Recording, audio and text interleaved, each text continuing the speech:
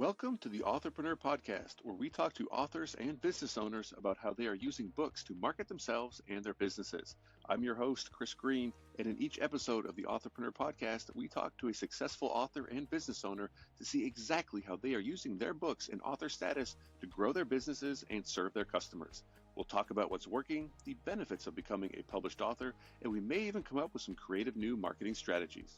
In this episode of the Authorpreneur podcast, I talk with Kelly Mackin, author of Work Life Well Lived, the Motives Met Pathway to No BS Well-Being at Work. Kelly is the co-founder and CEO of the Motives Met platform and Human Needs Assessment, which empowers people to create their best work life and workplace. Kelly's journey from ill-being to well-being at work ignited her passion and dedication for helping people create health and happiness in their lives through a unique blend of skills. Her expertise spans quantitative research in human behavior to fostering psychological safety, from guiding individuals in mind management coaching to imparting the practice of mindfulness meditation both in and outside of work. As a researcher, she gains insights into significant parts of our lives like values, stress, and emotions to develop frameworks to better understand the world and ourselves to make positive changes. Kelly's mission is to create a work world where we are human first and well-being is a right, not a privilege. She built Motives Met to achieve the attainable dream of a work life well lived for all. When asked about her proudest moments, Kelly would tell you it was standing at the top of Mount Kilimanjaro in Africa and at Mount Everest Base Camp. Hailing from sunny San Diego, California, you can often find her soaking up a sunset, playing beach volleyball, or sparring in the boxing ring. I really think you're going to enjoy this episode. So there were a few reasons that we decided for our book that was best. One, our book is all around living your best work life, having your best workplace. So we didn't really want to publish our book kind of going into summertime where people are more about family vacations, not as focused on their work life and their career. So if we did kind of this, long runway, we were putting our book into summer or we were having to wait all the way till next fall, which we didn't want to do. But even regardless of that, given the way Amazon works, apparently it's like they're the holy grail, right? That's where most people buy books, is unless you have a really, really massive following. Our publisher said we feel a better strategy is do a big push for launch week, get a lot of sales, get the buzz then instead of spreading it across a larger time period, which hurts your ability to have an Amazon bestseller and all that good stuff. So that's the reason we decided to go this route. That makes sense. I was curious. There was like some secret bastard plan behind it that like I didn't know about. I was like, because if there is, I want to know. Like I've been working with Amazon for 2004 maybe. It goes back a while and many different platforms on Amazon. And I've definitely settled more on the self-publishing and just the power that you get by publishing a book. Sure. And there's lots of tips and tricks and insider things. And, I'm thankful for Nick for connecting us from Book Thinkers because he knows a lot about Amazon and launching. And, we've had a good time kind of, combining forces and, kind of figuring out what's best. And it's not that there's a what's best. It's, okay, what type of book are you writing? Like, what's your strategy for it? Because, like, and this is one of the questions I have for you. Like, who is your book ideally for? Is it for like the executives trying to build a culture, or is it for the employees looking for some kind of reassurance that there's nothing wrong with them, that they're frustrated at work all the time? That's a great question. That was one of the toughest parts about our book to start. When we were at our publisher originally, they were pushing us I'm sure you've heard, you have to have a super niche audience for your book. You should be speaking to one ideal reader. And I just kept pushing back and saying, that's just not our book. I get you that 9 times out of 10, that might be true, but that is not us. Our book, we very much feel, is a big idea book. It's a TED Talk, change your mindset, based on our own research done over years kind of book. So if we want to have our best work lives, if I want to help the reader who is me years ago sitting in ill-being at work, or even the me now who just wants to continuously navigate my career for years to come, I can't just speak to you. I have to speak to your coworker, to your team member, to your client, to your boss, to your HR department, to leaders in your organization. Because at the end of the day, our book is all around well-being at work, and it takes everybody doing their part to make it happen.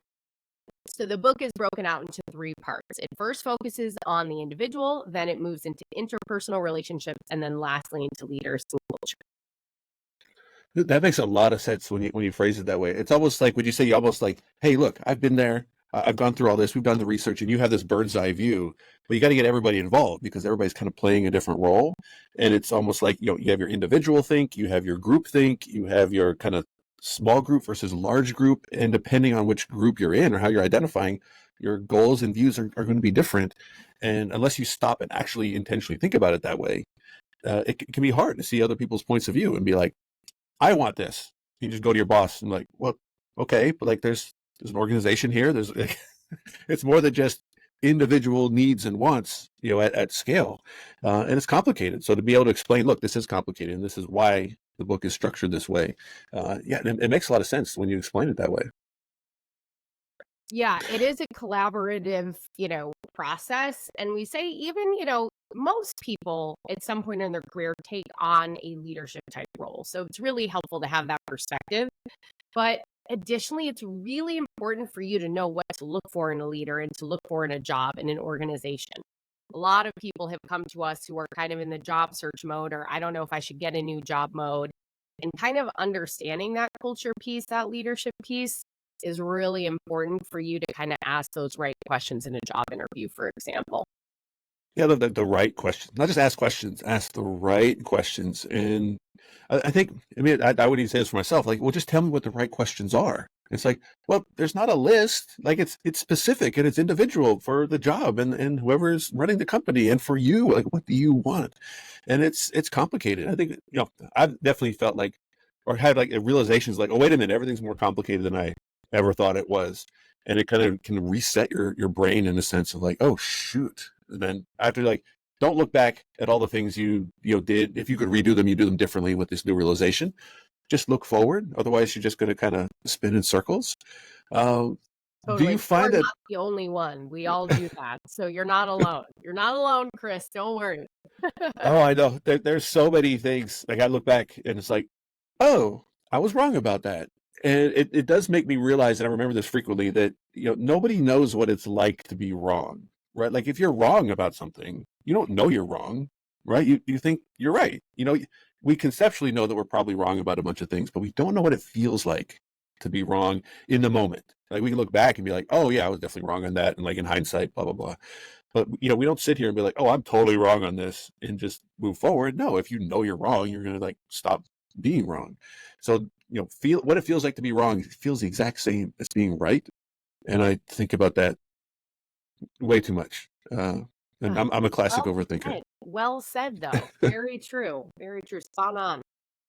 Well, I try to say it because like if other people haven't realized that yet, it's one of those things. Like people would easily say, oh, there's plenty of people who are wrong about things. It's like, well, including you, right? Like, oh wait, I guess so, right? Because like everyone else, they don't know that they're wrong. So you can't really blame people. Like everybody thinks what they're doing is right. And so it kind of takes, would you say like trying to implement some of these changes, it's one thing to like acknowledge it, but then like how is that kind of implementation process? Is it slower than people sometimes want it to be, or like they have to acknowledge that, hey, this is going to be a slow process, so they have the right expectation?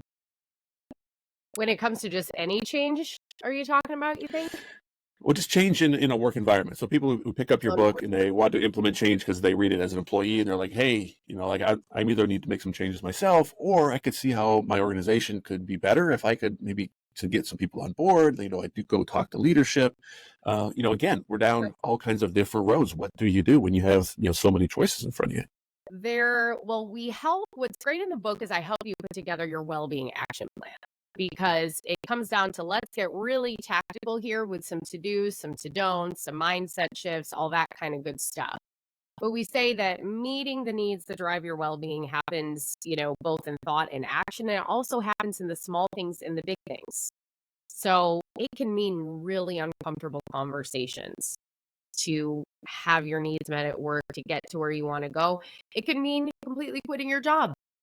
It could mean doing a completely different role, or it could be something super small, a different habit, or just suggesting a different idea to your team that they might be really receptive to, but you just kind of haven't actually taken the effort to do it before. So it can be both. And, it's interesting. I think, I know you love books, and I'm sure you've heard of Atomic Habits and 10x is easier than 2x. And these two books are both amazing, but they kind of have different conflicting schools of thought. And I think really when it comes to meeting our needs in our personal life or our work life, it really is helpful to have both of the understandings and apply them in different ways. Sometimes it's that 1% better. It's those small, tiny habits like James Clear talks about in his book, Atomic Habits, that can lead to, compound over time, right? And leads to these really big shifts in your well-being and your happiness, your relationships, all the things. But sometimes it's when you really go, I'm going to focus on my number one priority and I'm going to go all in. And that is really where that's the mindset you need to have. Instead of like, oh, I'm going to step my way there. It's like, no, let's cut the crap. Everything else that isn't a top priority, everything else that is a distraction, get it out of the way and focus big, go 10x. So, I think having both of those lenses is really important when it comes to change at work or outside of work. Well, I think people should really kind of, remember like exactly what you're saying, kind of what you're describing, because I've seen so many people try to like find the answer, right? Like, and then they identify with Atomic Habits. It's part of their identity, right? And if it's not in Atomic Habits, then it's wrong. And it's like, this isn't a right versus wrong. Although I don't know if it's like human psychology just gravitates to trying to find answers. Just tell me what I need to do. Just tell me the answer to this question. And the answer to most questions is like, depends. Depends on you, depends what you want to do, depends on how old you are, depends on there's so many variables that we don't always consider, to where then we get overwhelmed by like, well, should I do 10x or should I do Atomic Habits? And it's like, they're both right? But like one might be better for you, but like the wrong answer is to do nothing and go look for the third book and the fourth book, because you'll just be completely overwhelmed by choice. So you do have to take action sometimes, and sometimes it's little and sometimes it's big, and it's tough. I can see how people would really struggle with, accepting that things aren't the way that they want it to be or necessarily they should be, and, making some of those changes and having a difficult conversation. Would you ever advise somebody not to have an uncomfortable conversation, or do you find that uncomfortable conversations they're always beneficial in the end?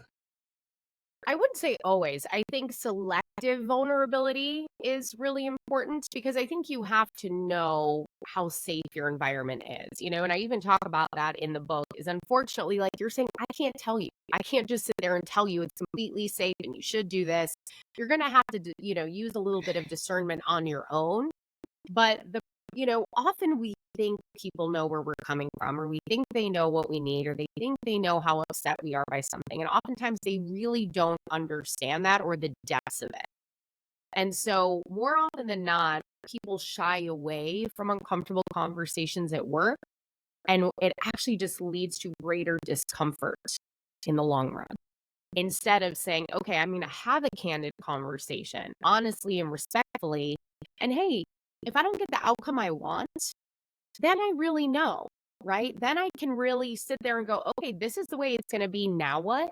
But a lot of people sit in that uncertainty, like you were talking about. You just kind of go, well, I don't really know. So I'm going to get the third book or the fourth book. And there's a lot of people who sit there of like, well, it just isn't that great. And I hope it gets better. And I think they'll get it eventually. And they kind of sit in this pool of maybe and uncertainty instead of being like, let's lay it on the line with this person and then see what happens. And then I can take action from there.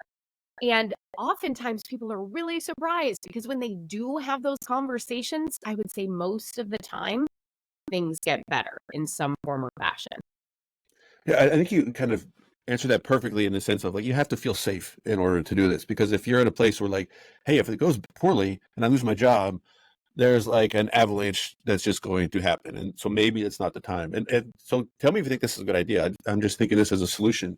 I feel that everybody should be able to go to their boss and say, hey, is this a safe place where I can bring something up? Maybe you don't bring it up, but you say, look, if I wanted to talk about something, would you say that this is a safe place that I can have that? And just kind of gauge their reaction. Because I think any good boss should be able to say, look, we can talk about anything. Like, if you have a concern, like, yes, this is a safe place. There's no question that you can ask me where I will fire you. We will always have a conversation. We will always, we do want what's best for our employees. I'm sure we're falling short on a bunch of things, but we want to, like, if you at least feel safe, then maybe you don't have the conversation right away. At least you know that that conversation is on the table. I think that would just help a lot of people's well-being of, like, instead of living in constant unknown and uncertainty, at least say, hey, look, I don't know when I'm going to get the courage up, but when I do, I know it's at least a safe place. I may not get what I want. I don't know. Would you call that a good strategy for someone who maybe feels like they can't have that conversation? Yeah, I mean, testing the waters and opening the door to that conversation is a great start. And I mean, you hit the nail on the head. Psychological safety is one of the most important aspects of You mean it's not money? It's not money? not money. It's money. Money matters, but it only goes so far. That's just the reality. I won't say again, it doesn't matter, because some people will go that far, and that's not true. But I mean, time and time again, research has proven we are intrinsically motivated people. So it isn't just going to be those external factors like money that are going to guide us, but gauging the level of safety, speaking to your boss and saying, I want to feel psychologically safe. Can this be a brave space? And I think that's a really important distinction too, is because I think at the end of the day, if you're a leader or even if you're someone on a team, you can't always really promise safety, but you can really invite a brave and open space and kind of say, I'm going to show up brave. If everyone can show up brave, we can make this a really great experience. And so that's a really kind of nice way to approach that. There's a YouTube video. I thought it was a TED Talk, but it's from RSA Animate. I'll send it to you afterwards. You may have seen it before. It came out 13 years ago. It's probably the one YouTube video that I've sent and shared the most. And it was specifically about how kind of all the research supports that money doesn't motivate better performance. Doesn't matter if it's low income, doesn't matter if it's third world countries, doesn't matter if it's high, technically performing, like, it doesn't matter. It's not money. Then it doesn't make any. A lot of people would say it doesn't make sense because, well, money motivates. That's the only reason we go to work, is to get money. If I'm not getting paid, I'm not going to go. And it goes into some of the other things, because I watched one of your videos where you're talking about the things people don't think of: belonging, flexibility, connection, security. And I went and rewatched this video, and they talk about autonomy, challenge, mastery, making a connection, self-directive, purpose, and all these things. And it's become so obvious once it's almost like the light goes on, like, oh, of course. I would much rather be in a place where I feel I'm getting better at something and contributing to something instead of just getting paid more. And the video kind of shows this huge disconnect between a lot of times leadership in a company of like we want them to be more productive. So if we just throw money at them, like, innovate, here's an innovation bonus. It's like, well, innovation doesn't come from this desire of money. It comes from these other things. Like, how much of your book is really dedicated to kind of reframing that for people who maybe haven't made that connection? I didn't make that connection until 13 years ago when I watched this video. And like I say, I think about it all the time. Yeah, it's a huge, huge shift, that thankfully we have made because, not even that long ago, like 15 years ago, I would say we were still very much productivity and performance. That's what we were talking about. And then we finally shifted to like culture and engagement. And now we're finally talking about well-being and happiness and mental health at work, which is where we need to be. And I mean, I'm looking forward to seeing this video. It sounds super up my alley. But to answer your question, a huge part of the book is around just completely disrupting health and happiness at work as you know it.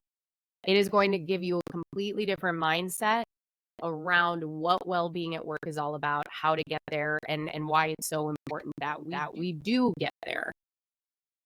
I think you're going to like this question. I'm really interested to see what you say about it. Do you find, like, so if you're working with a company, do you find that people don't believe you that you can have well-being at work? Like, do you get pushback where people, like, almost like, do you have to deprogram people either, at the bottom, who are thinking like, oh no, like, I'm not supposed to like work, or executives who are like, no, we're not changing things around here? Because I got to think that, like, this isn't going to be a quick process for everybody. And some people, like, straight up might not believe you and like even kick you out. Yeah, like, tell me a little bit about some of that. Changing belief systems is definitely a part of what we do, both on the individual employee side and on the leadership side.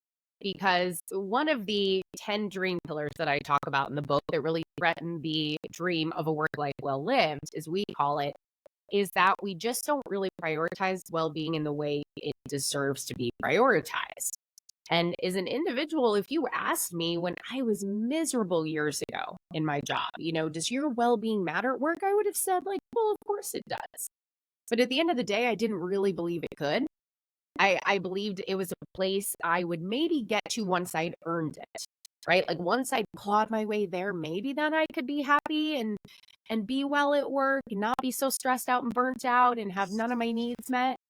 And so a lot of people, even if they don't want to be, these old thought patterns are really ingrained in us. And so there's a lot of undoing of that, even for people who really believe and desire to have well-being at work.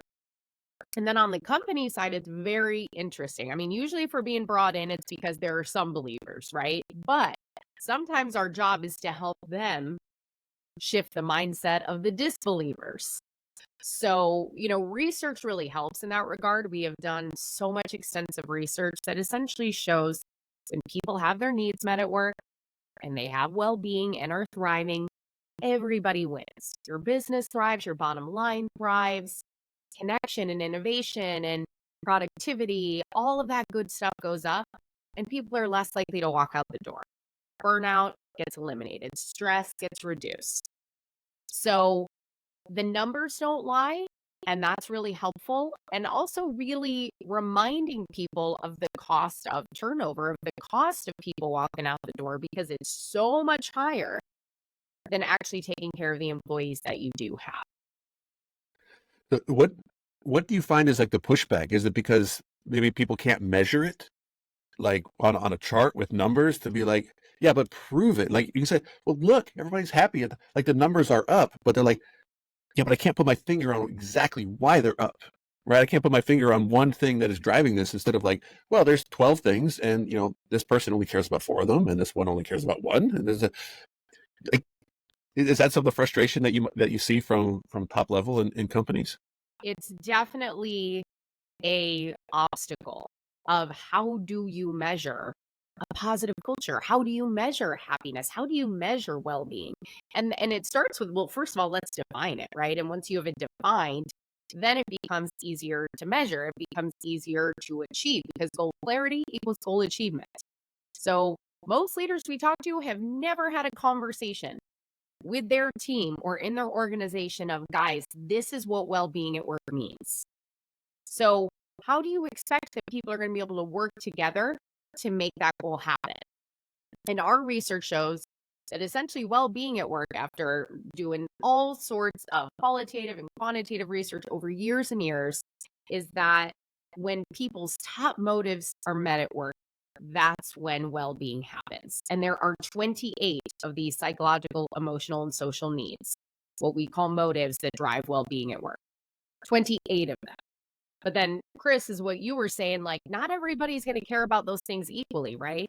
Our research shows what matters most to you is not going to be what matters most to me. So if I really want to understand the degree of well-being in my organization, I have to look at these 28 needs and go, which ones are thriving, which ones are drowning, and why? And hey, the immediate people on my team, if I want to keep them, if I don't want Chris to leave, I better make sure I'm not just sitting here talking to him about a promotion. Maybe Chris doesn't care about a promotion. Maybe right now he needs some flexibility in his life. Maybe right now he needs more clear expectations at work. Maybe he needs more variety. Maybe he's getting a little bored. Or hey, he'd really love some more passion projects. So I better make sure I'm talking to Chris about the right things if I want to keep him. Do you find that, is it almost like, guys, you better kind of change and update? We're not trying to say you guys did anything wrong in the past. Like, you can look back historically how companies were run, and there's some pretty like, oh my gosh, I can't believe we used to do things that way. And say like, look, culture's changing, right? Like this is important for you. Like if you want to stay in business for the long term, you're going to have to change. And this isn't a change like because, like we're not trying to say you've done something wrong. We're just saying we can do it better.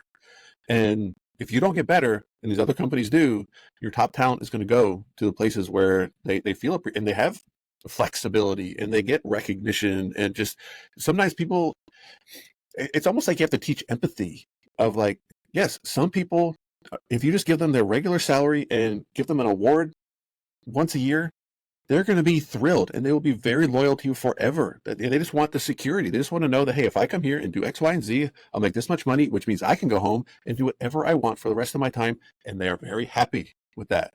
Instead of looking at them as like, well, why don't you want to be a VP? Like, they don't want to be a VP. Like, don't project. Maybe that's the question. Like, do you find that top level are projecting what they expect people want onto employees without simply having that conversation and being like, everybody's different. People have different goals and motives. And if we just talk, everybody, including the customers, end up benefiting. Absolutely. We all hold these biases and judgment that we don't even realize that we have when it comes to these needs at work. And I will be the first to admit it in myself. I can look back in my career years ago and think, well, this is important. This is what I find important. Why don't you find this is important? This is what you should want. This is what you should need. So we don't even do it on purpose. We, often it's subconscious. But from the leadership standpoint, for example, I was speaking with this great manager, this great leader, and he was telling me how he really focuses on growth and advancement on his team, how once a quarter he sits down, he really focuses on, hey, how can I help you achieve your goals? Where do you want to grow to next? And I said, well, that's wonderful. That's great. But someone might not care about growth on your team. They might have been in a growth spurt the year before. Growth is one of the 28 needs. So what about the other 27? Are you talking to them about that? Because we can get tunnel vision again and go, oh, growth. This is what people want. This is what I want. This is what everybody wants. It's just not true. And it can be especially difficult when sometimes what someone else needs conflicts and holds friction with what we need. So in our framework, these 28 needs essentially are plotted around this wheel. And we have our framework on our website that's colored and it makes it really easy to grasp. But essentially the data plotted needs further apart on this wheel that hold tension with one another. So the point is, this isn't going to be about perfection. There can be tension between needs internally or externally. Someone on your team might be very driven by the need to innovate and take risks and create. Someone else has a need for security and certainty and kind of procedure, knowing exactly what's going to be coming next. Neither person is right or wrong. But those two needs are going to directly conflict with one another. So you just accidentally completely described my marriage right there. That's my wife and I exactly. Yeah, and it can happen outside of work, right? Like our needs can conflict. And so it becomes more about how can we respect that neither one of us is right or wrong. We both have these needs that deserve to be met. They're both worthy needs. So how can we compromise? How can we understand each other's perspectives? How can I make you feel safer about taking certain risks? What would help? And hey, if I give you certain information, is that going to help you kind of bend your security a little bit towards innovation for me? And those are the kind of conversations that we need to be having in our teams and our work cultures. But we lack that, respect for motive diversity, as we call it, for need diversity. And it creates a lot more tension than just dealing with that natural conflict that is going to arise, but doing it in a proactive, in a preventative way instead of a passive and reactive way. It's almost like there's these invisible conflicts that people didn't realize were there. And you've come in with the research and the study to be like, oh, I can see exactly what's happening here. There's these conflicts. You guys didn't realize there were conflicts because of misconceptions. And again, not placing blame or saying like you're doing something wrong or bad. It's just like they didn't realize that these conflicts were happening. And then you can identify them and then you can address them. I don't know if you're looking to write another book, but I could definitely see a second book, Home Life Well Lived, where you kind of apply the same things into personal relationships instead of just business and corporate relationships. So I'll definitely read the book, and I might be thinking of it from a personal standpoint of just regular interactions with family and friends and all that other stuff. I'm sure there's some kind of overlap, but clearly you have defined your goal for this book as for the corporate kind of work relationships and interactions. But yeah, maybe a 2.0 book. Not to give you any. Don't get distracted with this. Yeah, I like where your head's going. I think I have to recover mentally and emotionally from writing this book first, but then maybe it'll be 2.0. You have a book launch coming up. Absolutely do not spend time thinking about your next book. Launch the first book. But I Let's love get some it. success. I love it. And you would be the first one. People have said, like, God, it's been so interesting to even share this with my wife, with my family.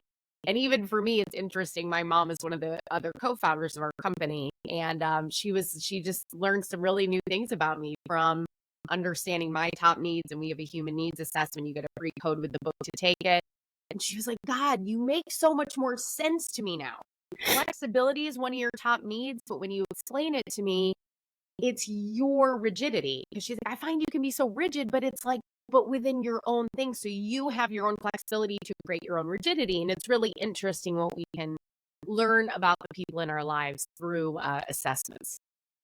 It's almost like some like epiphanies in a sense of realizing, wait a minute, I am able to see the world differently. I'm like, wait a minute, there have been invisible conflicts here that are solvable if we now that I know that they even exist.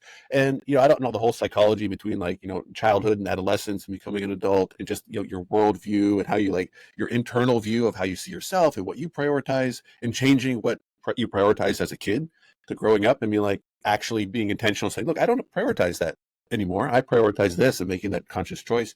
I would make the case, and I'd put myself up as an example of someone who really didn't do that, just kind of coasted through for a long time, and then almost realized because like almost you're living in imagination, and then like reality hits. It's like, oh, there's a different reality here that I kind of realized, and I'm in more control of this than I thought. I'm actually not in control of this where I thought I was. In these realizations, and I'm so glad that you've written a book about this stuff, because if you were describing all of this stuff and you didn't have a book, I would be interrupting you nonstop, saying you have to write a book. You've got 28 things. You have to put them into chapter. You have to explain this. And holy smokes, the marketer in me is like, you can use the book to get people into an assessment. You can like put a code in there, and you've already done that. So I'm like, oh my gosh, it's almost like you've gotten great marketing advice so far. And it's just this book launch, I'm very confident is going to do really well because of all these little pieces that you clearly put in place intentionally to use the book to get more attention for your products and for your services and to help people with digital assessments. Look, just get the book and you can have so much. And if you need more, you know how to contact us. It's such a great way to use a book to, like, again, elevate your personal brand, establish a level of expertise. Like, people are going to look up to you and your company as the go-to in this space. And then the sky's the limit. You can just go as far as you want with it. And it certainly seems timely with all the Gen Z stuff and, the COVID and the, come back to the office. And yeah, I don't know. Would you say a lot of that kind of drove it, or you kind of like find yourself, kind of in the right place at the right time? Well, we started the research that went into this book back in 2017. So that was, Well, pre-COVID, yeah. pre-COVID. But then it just got worse from there. So we already were finding that stuff was pretty messed up then. Wait. And that's really what, we were asking ourselves, like, hey, it's great, again, that the conversation has finally shifted to well-being at work and happiness. But like, why is stuff so bad then? And again, this was in 2017. We're like, why are so many people leaving? Why is stress still so high? Like, why is stuff not good? Even though we have all these TED Talks and podcasts and books and research, like more wellness tech than ever before. So we're human behavior researchers at our company at heart. And so we just kind of really started diving into research, and we never could have guessed it would have taken us to a book, an assessment tool, a whole platform, software. But we were so curious to go, well, what even, again, like, is well-being? So let's start there. And it turns out the world just didn't know. And that there was so much dang noise, right? Everyone's telling you, hey, on social media, hustle hard, reach your potential. And someone else is like, no, screw that. It's about work-life balance and working anywhere in the world you want. And that's the answer, And people say your team wants security most. No, it's about fairness. No, it's about this or purpose. And so we just kind of went, man, we need clarity here. We're just drowning in information, but starving for real wisdom. And so, that's really kind of what set us to go, all right, let's really take these next steps and figure it out. And then once we got the insights, it was like, let's create tools to help people make it happen, because I love research and I love ideas.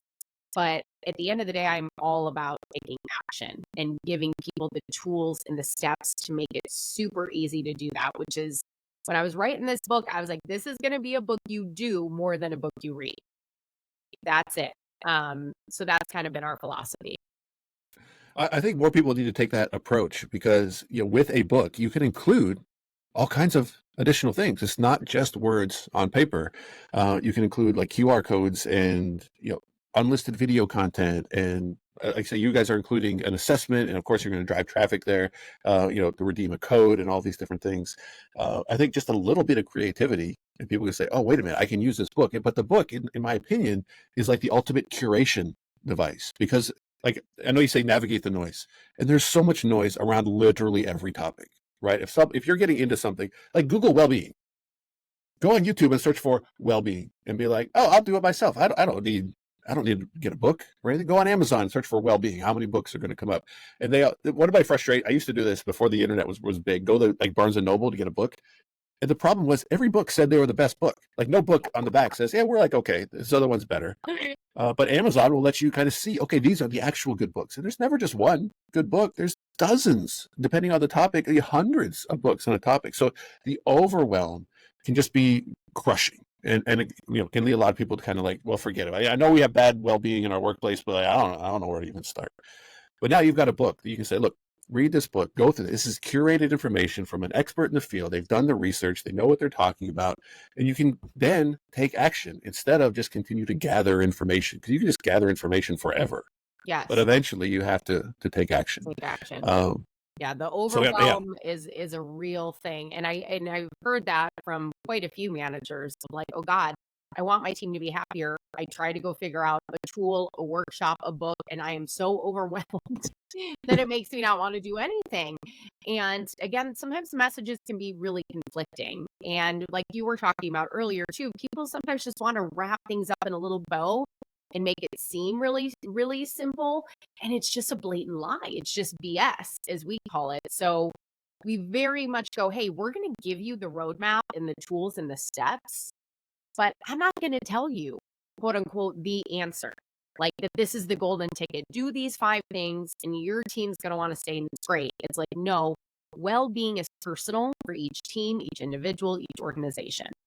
So you got to do the work and take the steps. And that's when you're going to get to your greatest solutions. But that sounds hard. Yeah, it is. I want the easy. I want a short little book that just tells me what to do. Yeah. Well, and then we say, we're not for you. We are not for you because a lot of people just want to lie and you can go do that easy thing and it might seem easier, but the problem is it's not going to get you the results that you want. So, right. And ultimately that's what people want is the results. Yeah. You want the results, right? And I say like, I've made it as easy for you as I can, breaking down the steps, giving you the tools, giving you the questions to ask, right? Giving you all that good stuff.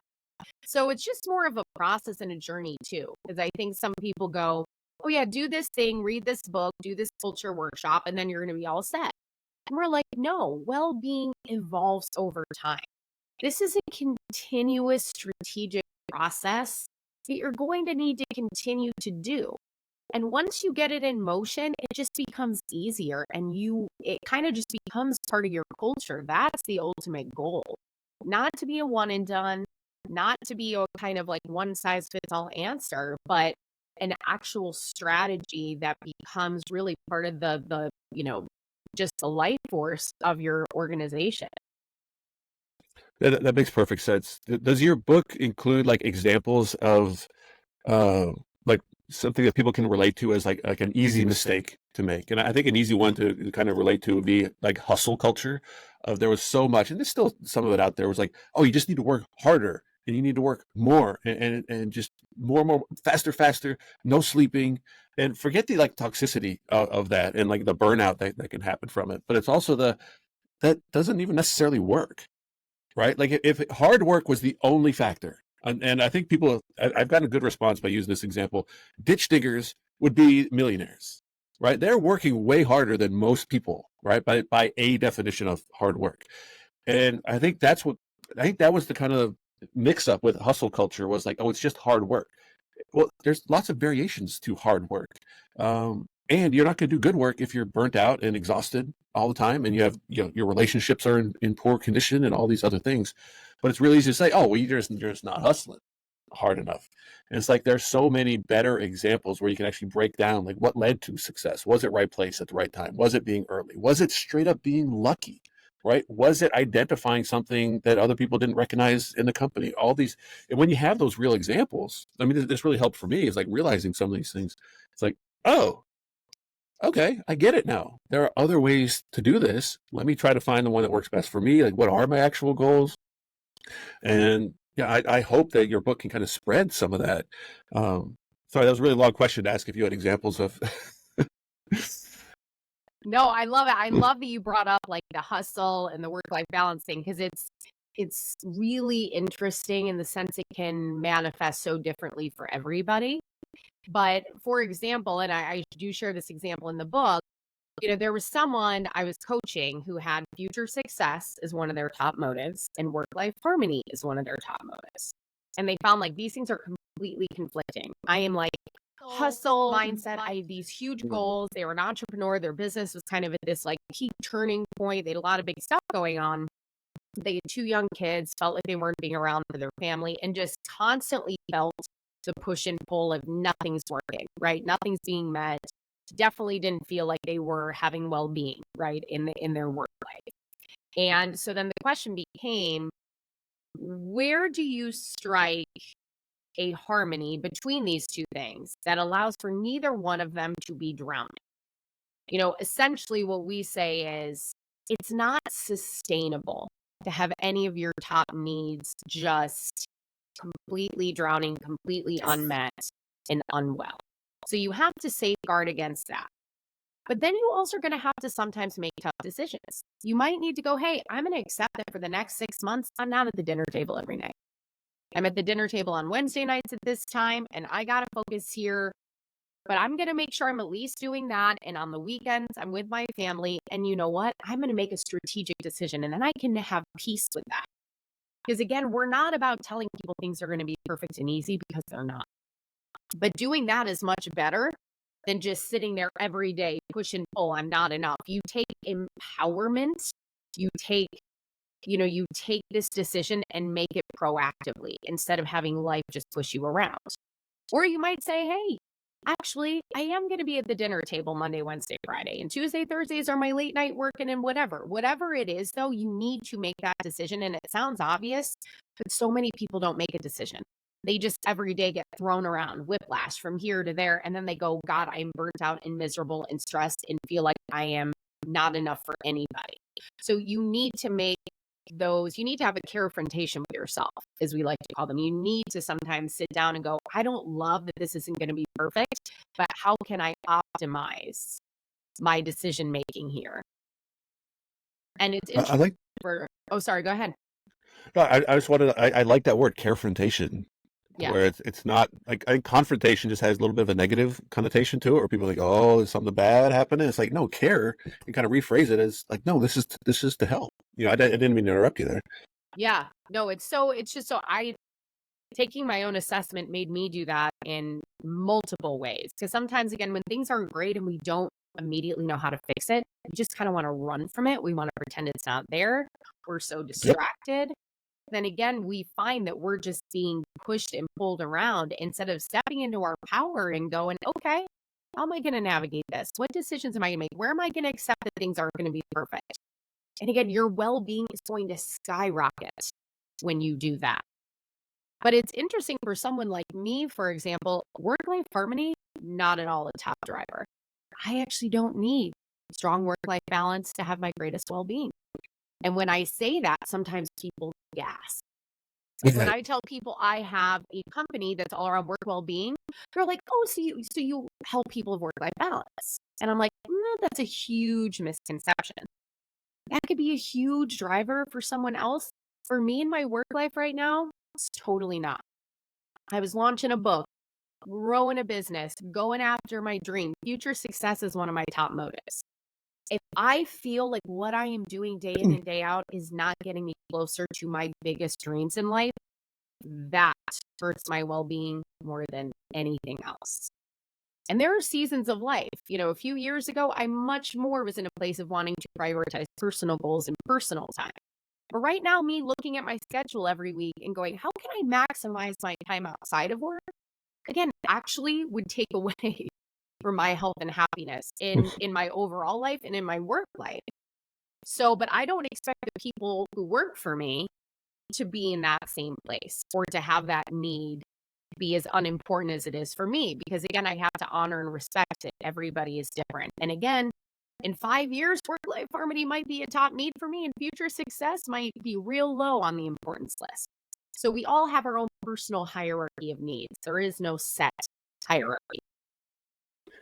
The word that just kept coming to mind as you're explaining this is permission. And, so tell me if this kind of resonates with people who are like, they need permission. And maybe that's something that you honestly, in a way, almost sell, is like, I'll sell you permission to not go to the dinner table and remind you that, yes, it's okay. And your kids will understand that you had to work sometimes, because I think we can get these ideas in our head of like, oh my gosh, what if I'm not at the dinner table with my kids? That's going to devastate them. It's going to scar them for life. 20 years from now, they're going to remind me about the time I wasn't at and it's just not real. Once you say it out loud, it's like, that sounds kind of silly, but you almost need that permission to be like, oh, it is okay. They will understand if I don't go to every single, youth hockey league or whatever it is.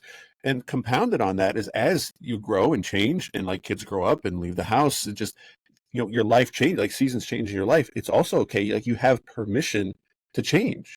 So as you change, it's not by saying, look, oh, well, I used to not prioritize this, but that was wrong and I was bad. And like we classify too many things, in my opinion, as good versus bad, when like nothing is good or bad in that sense. Those words don't necessarily apply to decisions, right? So we have to have permission to say, yes, I'm going to change, and then be excited. Be like, I'm so excited. I'm changing my priorities. I've acknowledged, and just almost feeling like you have more control and agency in your life, instead of, this is who I am. This is, I'm not allowed to change. Like, if I change, what will people think? Like, what? Obviously, no one cares.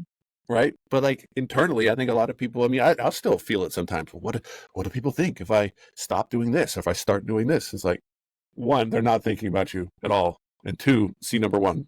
So just let it go.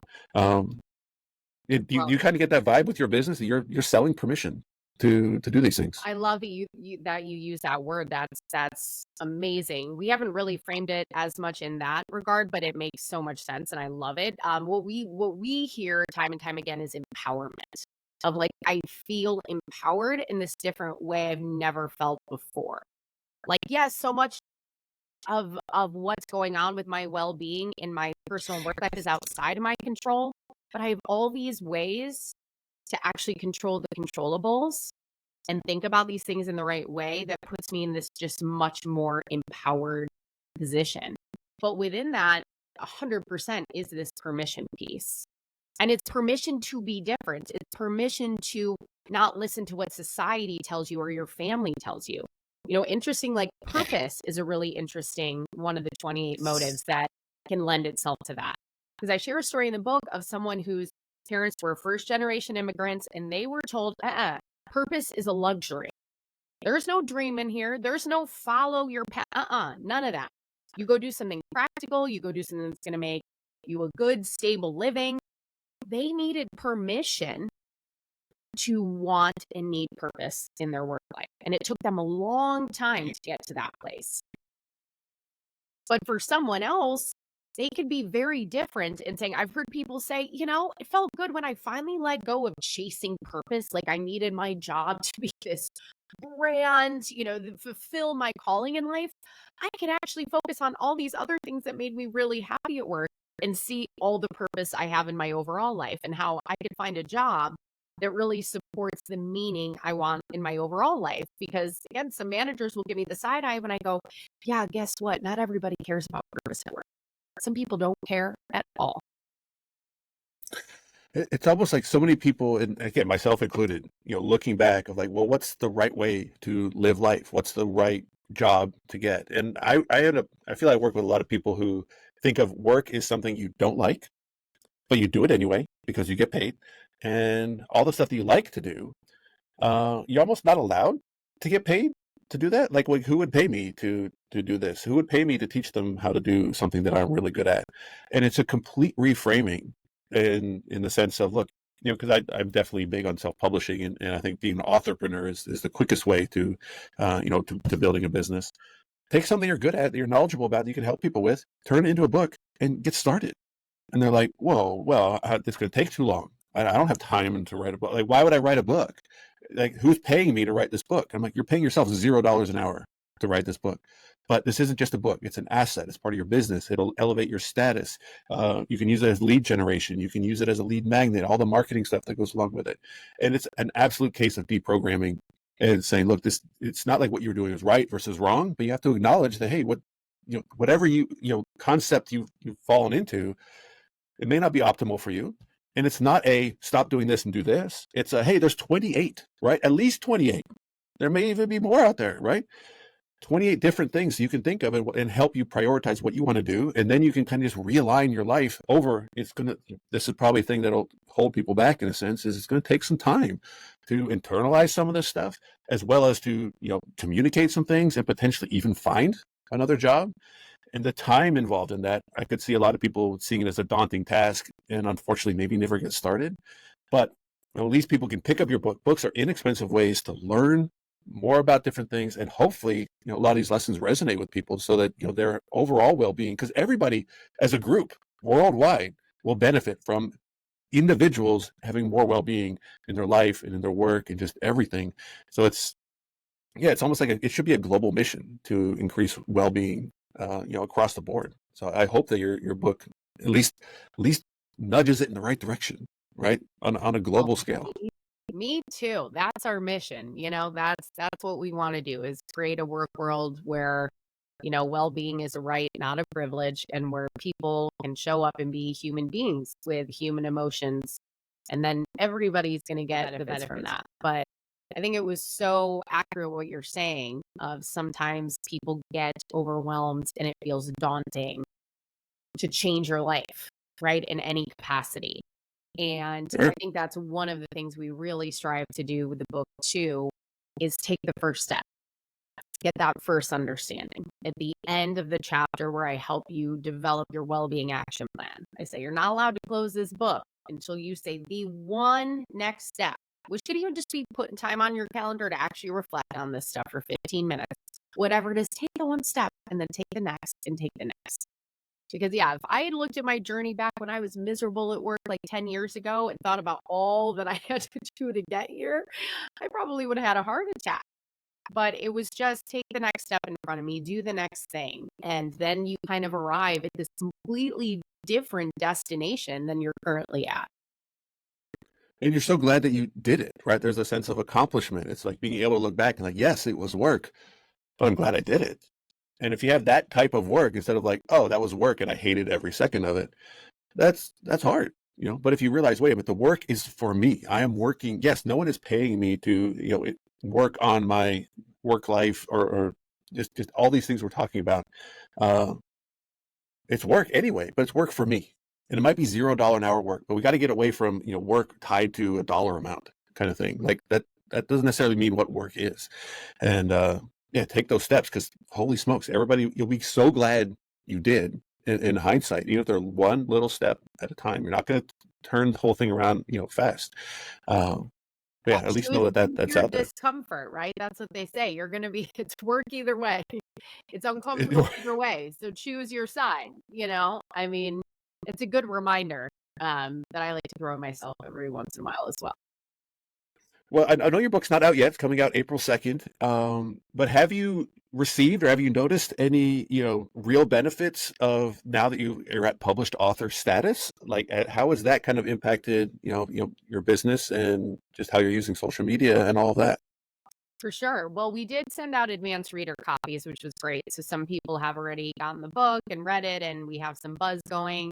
But I booked even a great workshop for this event in, what is it now? In May? Yeah, and the book isn't even out yet. So, being a credible, established author, saying that you really know what you're talking about, people knowing that you have a book coming out, I have absolutely noticed the change, even from when I really started talking about the fact I was having a book coming out, really noticed a change. So like you're saying, Chris, I just think it's one of the best tools to grow your brand, your business, which is why we wanted to do it, even though some people thought we were crazy. They're like, why are you going to spend all your time doing it? Who cares? The digital where you don't need it. Like, and I just kept going, disagree. And I have to say, I am already feeling great about the decision to do it. And I know I will just feel even that much more like it was the right decision as the days go by.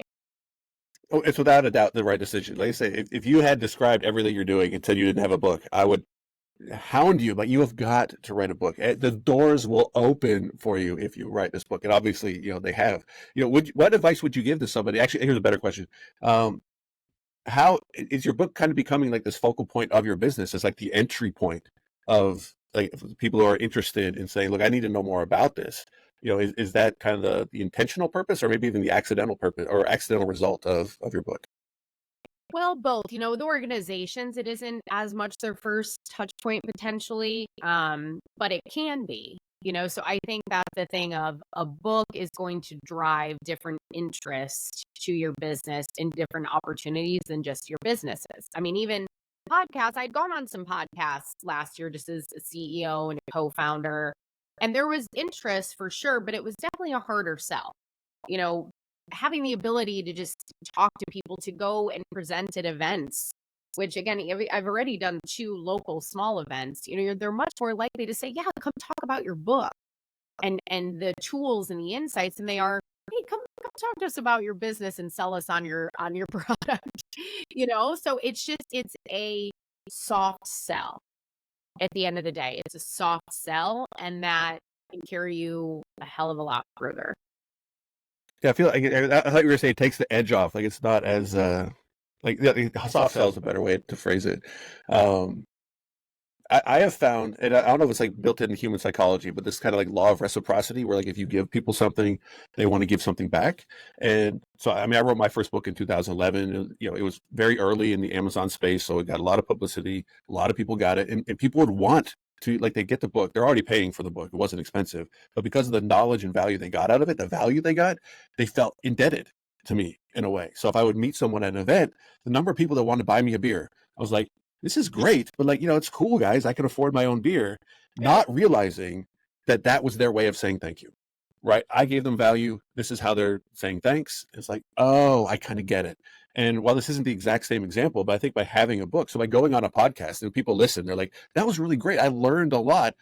There is a little feeling of like, oh, like I wish I could buy her a coffee or a beer or something. But if you have a book, super easy. It's like, I got a lot out of that. I'm going to buy the book. Whether they read it or not, they buy the book. They kind of get into your world just by having that book. Makes so much. It just, if you're going on podcasts, if you're going to events, people like, that was an awesome keynote. I love it. And they get their Amazon app out. I've done that myself tons of times. Buy the book, whether I read it or not, because sometimes I don't have to read it. I just listen to them talk for an hour about their book. Like I pretty much know what's going to be in the book. Yeah. But I still buy it. Why? Because I feel the indebted thing where now I feel better that I've bought the book. I don't know how to exactly explain it, but I think people should know about it so they can say, okay, I'm going to do that. I'm going to write a book just so I have that kind of thing. So it makes more sense instead of like, well, I'm not going to sign up for, a corporate evaluation. Like that doesn't make sense, but I will buy the book. Yes. And now they have the book. They'll remember 5 years from now, we're like, you know what? I think we do need a corporate evaluation. You know what? I've got that book, because we don't throw away books. Yeah. We it's very rare to throw a book away. You might donate it away, but you're really not going to throw it away. So the last question I was going to ask, do you have plans for another book? We briefly touched on that. I think you could definitely just translate your book into the personal relationship and development space. It would be easy to do. Yeah. But so the last question is, where can people find out more about you and the book launch and just everything that you have going on? Yeah. So our website is motivesmet.com, and we have, a lot of good book information on there, our assessment tool, free resources, all that kind of good stuff. I'm active on LinkedIn, so Kelly Mackin, and then on Instagram, Kelly Mackin _motivesmet. And then the book will be out in a few short weeks on Amazon and everywhere else books are sold if you want to check it out. You are pretty easy to find. A simple Google search of Kelly Mackin will pull up all of those different sites that you mentioned. So you've been putting out a lot of great information. I love the marketing stuff that you're doing on your site. And I love your domain, motivesmet.com. I'm a huge domain guy, so it's a great domain. And You've got the assessments there. People can put their email address in if they want to get more information. And yeah, your book is coming out on April 2nd. I will do whatever I can to help you get to the top of those sales charts on the first day so you can take those screenshots and achieve best-selling author status that, of course, as a marketer, you can leverage into all kinds of other things, and just one slow step at a time. But yeah, those steps compound into some pretty good stuff. So thanks so much for coming on the Authorpreneur podcast. I'm sure we'll talk again more. And thanks to Nick from Book Thinkers for connecting us. Yeah, thank you so much. This has been a fun conversation. Appreciate you. Thanks so much. We'll talk soon. Thank you for listening to this episode of the Authorpreneur Podcast. If you'd like more information about this episode's guest, you can find links to their books, websites, and social media profiles in the show notes and video description. If you're an author or business owner who's interested in learning more about how you can use books and published author status to market and grow your business or personal brand, or if you're an aspiring author looking for more information about the publishing process, you can find more information and request an author audit at authorpreneur.com. And if you'd like to be a guest on the show, or if you'd like to recommend someone, please reach out via email to chris@authorpreneur.com. Remember, a book is just a book, but when it's your book, it's an asset. #Authorpreneur.